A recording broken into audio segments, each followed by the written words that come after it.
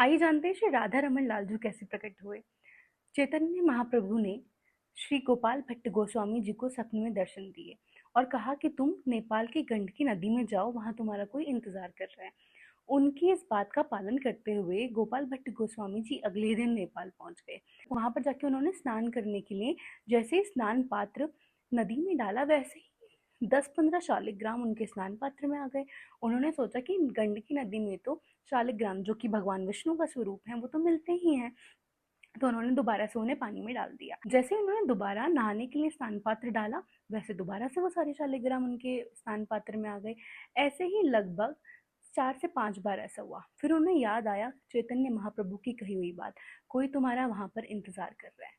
उन्होंने सोचा कि हो सकता है मेरा इंतजार श्री शालिग्राम ही कर रहे हो।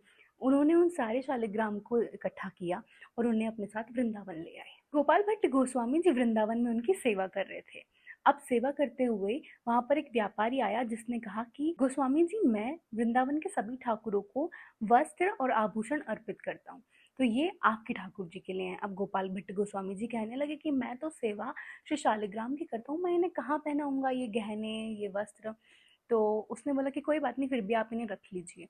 उन्होंने वो गहने और वो वस्त्र रख लिए।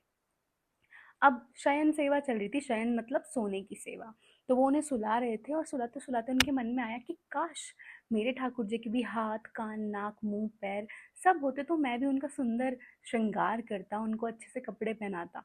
अब ये सोचते सोचते वो बहुत रोने लगे और उन्होंने कहा कि प्रभु, काश आप भी एक स्वरूप में होते, तो मैं भी आपकी खूब सेवा करता, खूब आपको आभूषण पहनाता, खूब अच्छे वस्त्र पहनाता।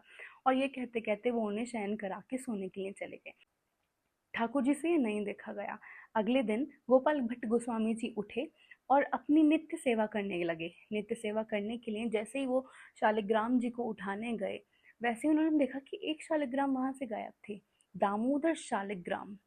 अब गोपाल भट्ट गोस्वामी जी घबरा गए, पर जैसे ही उन्होंने अपने मुख मोड़ के देखा, वैसे ही दामोदर शालिग्राम श्री ललित त्रिभंगी राधा रमन लाल के रूप में वहां पर विराजमान थे।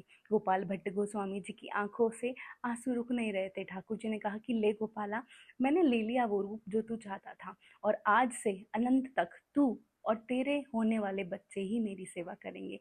ऐसे प्रकट हुए थे श्री राधा रमन लाल। बोलो श्री राधा रमणो विजय थे।